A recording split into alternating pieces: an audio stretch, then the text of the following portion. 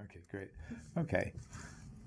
I think a good way of talking about creating a school is starting to think about dualities, the zen of starting a school, so to speak. So the first duality I want to talk about is the yin and yang of not only what you put into the school, which is what much of you will be thinking about, but also what you don't allow in, what you don't let in. There's a lot of things you don't need to have in schools that people think you must. Segregated adult and children's bathrooms, for example. Public address systems, bells. You don't need to have those things, and schools have a different feel if you don't. You want to keep it simple. Complex structures beget very simple behaviors, like the military, or simple structures get complex behaviors, as Sir Giovanni said, or as Charlie Mingus once said, it's easy to make the simple complicated. True genius lies in making the complex simple. So keep your school simple. Don't overthink it. Don't overload it. You want a school that isn't just about student learning, but it's also about adult learning. Adult and student learning taking place in tandem. As Michelangelo said at the very end of his life, I am still learning. People have to do something to the things they want to find out about. They need to alter conditions, as John Dewey said. People need to find things through invention and reinvention, as Freire said. Be thinking about that, about having a school in which kids are altering conditions and thinking about things and reinventing things, yourself included. In using technology in schools, people think about consumption of technology, and they don't think about production through the use of technology. The beauty of production is that kids are inventing and making things. And the other benefit is that, of course, if they're producing, they're also consuming. If you're consuming, you're not necessarily producing. So if you're producing, you get both. If you're consuming, you don't. We want to use your head, and we want to use your hands, and you want to use both well. MIT's motto is Mense Manus, head and hand. Making things, thinking about things, using head and hand.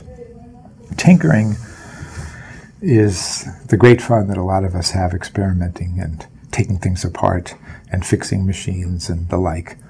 Tinker with your school and make a school in which adults and kids are tinkering with everything that they're doing, physically by making things, and also thinking about how they're scheduling, how they're doing everything. Let people mix it up. Keep mixing it up. Keep it interesting. There is still a role for storytelling. I am doing it right now. Socrates did it in 400 BC with people under a tree. It's okay to tell stories sometimes. There's definitely a role for that. It's interesting when you've got a good storyteller. Don't avoid that completely. We just don't want it to be 100% of what happens in schools, which is what's typically going on. I had a guest to our schools once, and someone said to me, how is this different from most schools? And for some reason, I just said, this is different in that in most schools the students are doing the listening and the adults are doing the talking, and in our schools the adults are doing a lot of the listening and the students are doing the talking. When you're doing a new school, someone once told me, someone who had a great effect on my life, Fidel Peron, said to me, when you're doing a school and you're getting ready to do a school, there's two things you need to do. Of course you need to do it well, but you also need to describe it well. Doing a good school is really important, but describing it, you need to have a narrative. You need to know a way to describe that school to prospective parents, prospective students, prospective teachers, prospective funders, prospective authorizers. Very important. Prospective peers in the education community. So you need to also be uncovering material, not just covering the material, like students doing field work, getting in the muck and mire of things, getting all involved in it all. So it's not just covering the subject, it's actually revealing and uncovering the subject. There's great power also in collaborative study groups. I went to law school. I've asked quite a few people the following question. If your life depended on getting through law school and you could only do one of the following three and none of the other two, would you go to the classes, would you read the cases, or would you be in a study group? Almost everybody has said, be in a study group.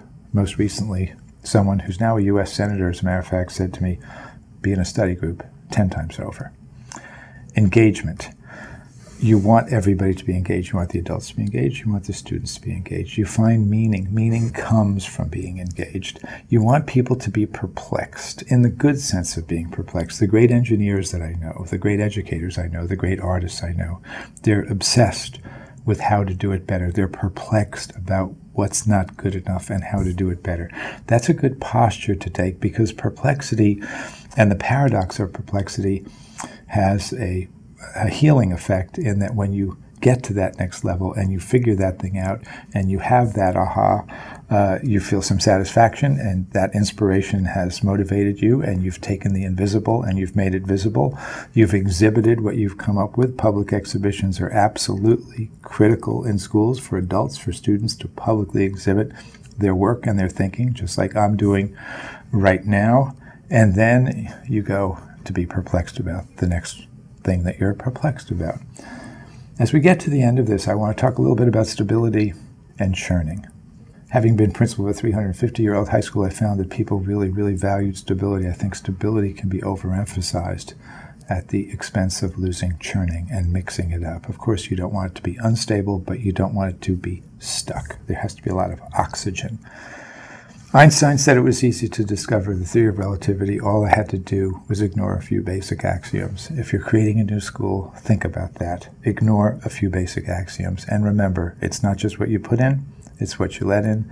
And remember, hard on the content, soft on the people. And remember, work hard and have fun.